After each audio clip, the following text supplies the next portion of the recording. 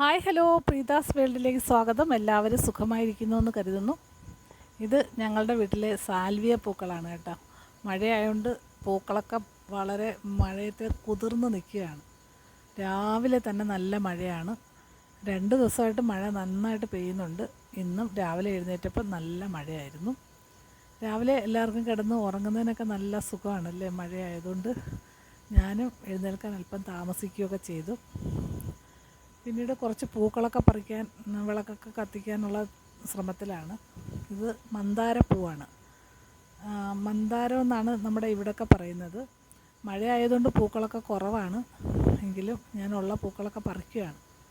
എനിക്ക് ഇതേപോലത്തെ പഴയ പൂക്കൾ ഒക്കെ വലിയ ഇഷ്ടമാണ്. ഇങ്ങനെ മന്ദാരം, അതേപോലെ ചെമ്പരത്തി, രാജമല്ലി, മുല്ലപ്പൂവ്, പിന്നെ നമ്മുടെ ശംഖുപുഷ്പമൊക്കെ ഞാൻ നട്ടുപിടിപ്പിച്ചിട്ടുണ്ട്.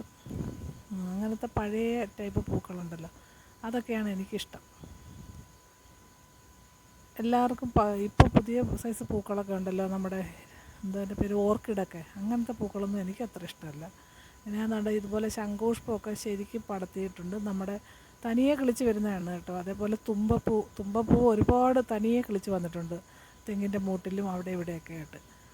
അങ്ങനത്തെ പൂക്കളൊക്കെയാണ് ഞാൻ പറിച്ച് വയ്ക്കുന്നത് വിളക്കിൻ്റെ മുമ്പിലുമൊക്കെ. ഇതിപ്പോൾ എന്താ, തെങ്ങിൻ്റെ മൂട്ടിൽ ഇതുപോലെ ഒരുപാട് പിടിച്ചിട്ടുണ്ട് തൈ. അത് തനിയെ പൂത്ത് അങ്ങ് നിൽക്കുകയാണ്. നമ്മൾ പ്രത്യേകിച്ച് വളമിടുകയോ പരിചരണം നടത്തുകയോ ഒന്നും വേണ്ട. അങ്ങനെ പൂക്കളൊക്കെ പറിച്ച് വിളക്കൊക്കെ കൊളുത്തി നാമമൊക്കെ ചൊല്ലി കുറേ പൂക്കളൊക്കെ എല്ലാ ദിവസവും ഞാൻ പറിച്ച് വയ്ക്കും. നമ്മുടെ വീടിൻ്റെ മുൻവശത്ത് ഉള്ള പൂക്കളൊക്കെ തന്നെ പറിക്കും. പിന്നെ ചെമ്പരത്തിപ്പൂവൊക്കെ ഉണ്ടെങ്കിൽ അത് ഇപ്പം മഴയായതുകൊണ്ട് കുറവാണ്. പല കളറിലെ ചെമ്പരത്തിപ്പൂവുണ്ട്. നമുക്ക് ചെമ്പരത്തി പൂക്കളൊക്കെ എനിക്ക് ഭയങ്കര ഇഷ്ടമാണ്. വെറൈറ്റി കളറിലെ പൂക്കളുണ്ട് ചെമ്പരത്തിയിൽ തന്നെ. ഒരു വളവും വേണ്ട, ഒന്നും വേണ്ട. ചെറിയ ഒരു സൂര്യപ്രകാശവും അത് നല്ല ചെറിയൊരു വെട്ടി നിർത്തുകയോ അങ്ങനെയൊക്കെ ചെയ്താൽ മതി. എന്നാൽ ശരിക്കും പൂക്കളുണ്ടാവും. പഴയ ചെടിയും പഴയ പൂക്കളൊക്കെ കാണാൻ എന്ത് ഭംഗിയല്ലേ. എനിക്കതൊക്കെയാണ് ഭയങ്കര ഇഷ്ടം. ഞാൻ രാവിലെ തന്നെ ബ്രേക്ക്ഫാസ്റ്റ് അടുത്ത പരിപാടി ആരംഭിച്ചു. പിന്നെ ഇന്ന് രാവിലെ അപ്പമാണ് കേട്ടോ. അപ്പവും ചമ്മന്തിപ്പൊടിയൊക്കെയാണ് ഇന്നത്തെ ബ്രേക്ക്ഫാസ്റ്റ്.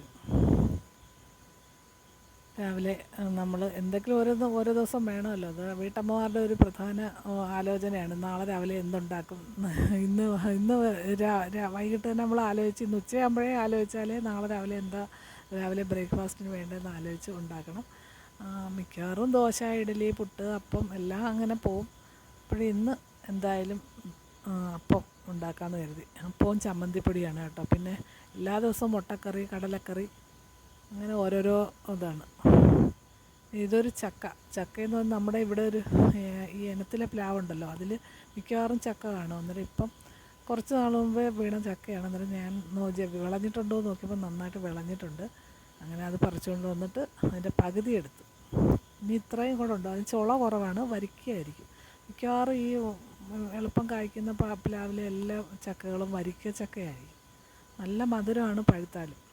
പിന്നെ ഇന്നെന്തായാലും മഴയൊക്കെ പിടിച്ച് നമ്മൾ ചക്ക എടുക്കാമെന്ന് കരുതി.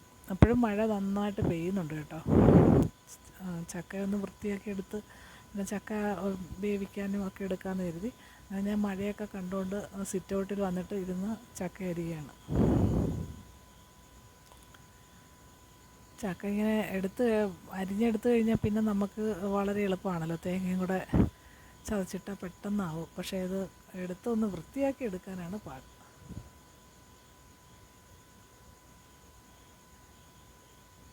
അതുകൊണ്ട് നമ്മൾ കുറേയൊക്കെ എങ്ങനെയെങ്കിലുമൊക്കെ വൃത്തിയാക്കി എടുക്കുകയാണ്. പിന്നെ കുറച്ച് ചക്കയുള്ളത് കൊണ്ട് എളുപ്പം അങ്ങ് ആവും. എൻ്റെ ചുരിദാറൊക്കെ ഒന്ന് പിടിച്ച് നേരെ ഇട്ടിട്ട് ഞാനിത് വീഡിയോ എടുക്കുന്നുണ്ടെങ്കിലും ഇതെല്ലാം ഞാൻ തന്നെ ആണല്ലോ ചെയ്യുന്നത്. അതുകൊണ്ട് ഞാനതൊന്നും ശ്രദ്ധിച്ചില്ല. അങ്ങനെ ചക്കപ്പരിപാടിയാണ്. ചക്ക നല്ല ഇടയ്ക്കൊക്കെ ഒന്ന് കഴിക്കുമ്പോൾ നമുക്ക് നല്ല ടേസ്റ്റായിട്ട് തോന്നും. എല്ലാ ദിവസവും ചക്കയാകുമ്പം ഭയങ്കര ബോറാകും. പക്ഷേ ഇത് ഇപ്പോൾ കുറച്ച് ദിവസമായല്ലോ, ചക്കയുടെ ആ സീസണൊക്കെ കഴിയാറായി. എല്ലായിടത്തും ചക്കയൊക്കെ തീർന്നു. ഇനിയിപ്പം ഇതുപോലെ ഉണ്ടെങ്കിലും അതിലൊക്കെ വെള്ളം കയറിയിട്ട് ചക്കയുടെ ആ ടേസ്റ്റൊക്കെ പോകും. പക്ഷേ ഇന്നിപ്പോൾ ഈ ചക്കയ്ക്ക് നല്ല ടേസ്റ്റായിരുന്നു. എന്ന് വെച്ചാൽ അധികം വെള്ളമൊന്നും കയറിയിട്ടില്ലായിരുന്നു. ഈ ചക്ക വറുക്കാനൊക്കെ എടുക്കുന്നത് എപ്പോഴായാലും നമുക്ക് ആ ഉണക്ക് സമയത്ത് ചക്ക കിട്ടിയാലേ വറുത്താലൊക്കെ ടേസ്റ്റ് ഉണ്ടാകത്തുള്ളൂ. അല്ലെങ്കിൽ നമ്മൾ തണുത്ത് പോകും. പെട്ടെന്ന് ഇങ്ങനെ വറുത്ത് വെച്ചൊരു 10 മിനിറ്റ് കഴിയുമ്പോൾ അത് തണുത്ത് പോകും. അതുകൊണ്ടാണ് മിക്കവാറും ചക്ക നമ്മൾ ഈ ഉണക്ക് സമയത്ത് തന്നെ ഉണ്ടാകുന്ന ആദ്യം പിടിക്കുന്ന ചക്കയാണ് വറുക്കാനൊക്കെ എടുക്കുന്നത്. എന്തായാലും ഞാൻ ചക്ക ഇടയ്ക്കിടയ്ക്ക് തിന്നുന്നുണ്ട് പച്ചച്ചുള.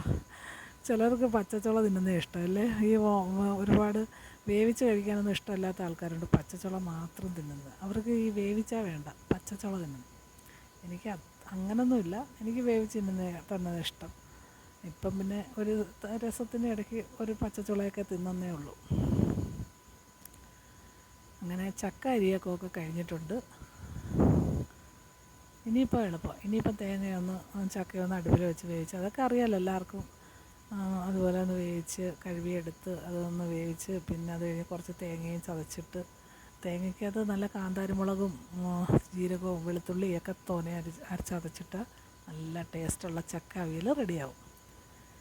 പിന്നെ മീൻ കിട്ടിയത് ചെമ്പല്ലിയാണ്. ചെമ്പല്ലി എന്ന് പറയും, ചുമന്ന മീനില്ലേ, ചുമന്ന മീൻ, ചുവന്ന കോരയെന്നൊക്കെ പല സ്ഥലത്തും പറയും, ആ മീനാണ്. അത് നന്നായിട്ട് പുളിയും മുളകൊക്കെ അരച്ച് വെച്ചിട്ടുണ്ട്.